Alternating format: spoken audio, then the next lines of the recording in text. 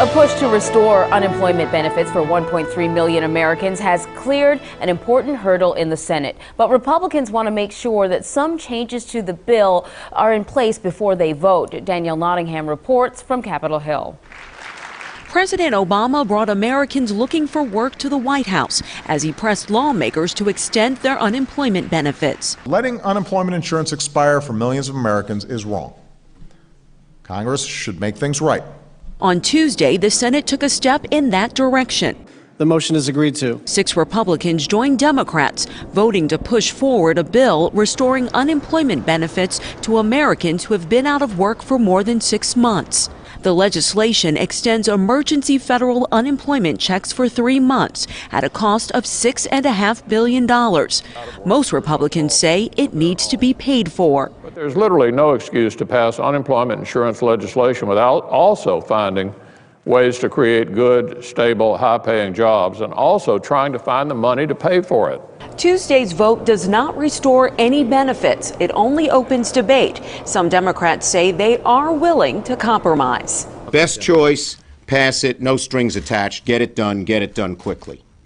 Second best choice, finding a reasonable pay for. House Speaker John Boehner says if unemployment insurance is not paid for with cuts elsewhere, it's dead on arrival in the House. Danielle Nottingham, CBS News, Capitol Hill. Democrats are making unemployment benefits one of the key issues in this election year. So joining us from Washington is Lauren French, tax reporter for Politico. Lauren, good morning. Thanks for having me. Thank you for being here. So the bill makes it over this procedural hurdle. It's a first step, but the Democrats needed some help. How were they able to accomplish this? The Senate Democrats were able to convince 6 Republicans that they could move forward with this bill by possibly offering amendments or talking about a way to pay for the package.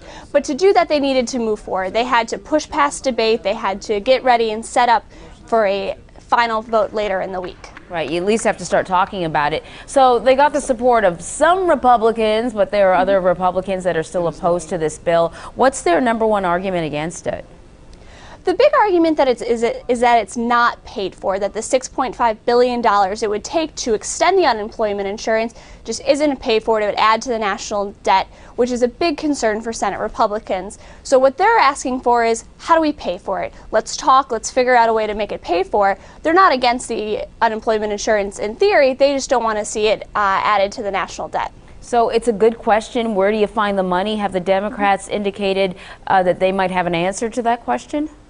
That's still really open-ended questions. The Senate Democrats said that they would absolutely have that discussion with their Republican counterparts, but there isn't a way yet to decide how it would be paid for. Senator Kelly Ayotte put out some ideas today about ending child credits unless you could prove you have a Social Security number. This is kind of clamping down on illegal immigrants claiming some child tax credits. Senator Thune came out with some ideas, another Republican. But we haven't seen a package or language or something that says this is exactly how it's going to be paid for. And as you know, there are some Senate Democrats, Senator Chuck Schumer, for example, who says that we should just push forward, pass this, that Congress should pass this immediately. There should be no pay for it because those unemployed workers are really counting on that money, and Congress doesn't have the time to sit down and craft a pay for it. So I guess the question is, are there enough Republicans that feel that way, that we should just move forward? Perhaps there'll be some compromise on the bill, but ultimately Republicans will get on board. Do you think there are enough of them? It's hard to see enough Republicans coming on board unless there is a pay for, unless Senate Democrats and Republicans can come together and find a way to cover that $6.5 billion. It was a really tight vote today, just 60 votes, and if Senate Democrats try to move forward without having a pay for, it's unlikely that it would pass. It was even a surprise yesterday that to some that it passed with just enough votes, 60 votes to pass. So it's tight. It'll be much harder if the Senate Democrats don't come to the table with a pay-for package. So on Tuesday, President Obama came out encouraging Congress to send him a bill extending unemployment benefits that he could sign. What did he have to say to lawmakers? Well, he was not very kind to the Republicans in Congress, saying that if they don't pass this bill, if they let unemployed workers linger without unemployed benefits, they're really doing a lot of harm to the economy, to these workers. So it is part of Senate Democrats' plan, and especially a White House plan, to make income inequality a centerpiece of 2014. This is something that many Democrats want to run on. This is something that's going to be on the top priority for President Barack Obama. So there are a lot of big reasons why this issue is coming up now, but mostly he crafted Democrats and his White House as protecting workers and protecting the unemployed, while not sharing any of that credit to Republicans. Now, there are 1.3 million people out there saying, get on with it. It means a lot more than just theoretical arguments for them. Lauren French, tax reporter for Politico, thank you so much for joining us.